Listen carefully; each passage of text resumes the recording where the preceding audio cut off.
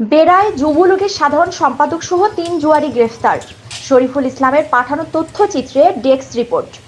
মাদক ও জুয়া বিরোধী অভিযানে বেড়া মডেল থানা পুলিশের উপপরিদর্শক এসআই রফিকুল ইসলামের নেতৃত্বাধীন একটি চৌকস দল গোপন সংবাদের ভিত্তিতে চাকলা ইউনিয়নাধীন কুশিয়ারি গ্রামের মমিন মোল্লার পটল ক্ষেতের পাশে অভিযান পরিচালনা করে। নতুন ভারেঙ্গা ইউনিয়ন আওয়ামী যুবলীগের সাধারণ সম্পাদক আলাউদ্দিন হোসেন আলা সহ ৩ জনকে গ্রেফতার করেছে বেড়া মডেল থানা পুলিশ।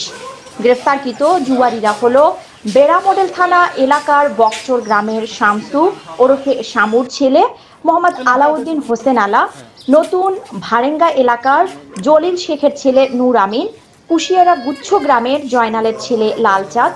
ঘটনার সত্যতা নিশ্চিত করে বেড়া মডেল থানার ভারপ্রাপ্ত কর্মকর্তা ওসি রাশিদুল ইসলাম তিনি আরও জানান, গ্রেফতারকৃত ৩ জন সহ ৫ জনকে আসামি করে জুয়া আইনে মামলা রুজু পূর্বক গ্রেফতারকৃতদের আদালতে প্রেরণ করা হয়েছে।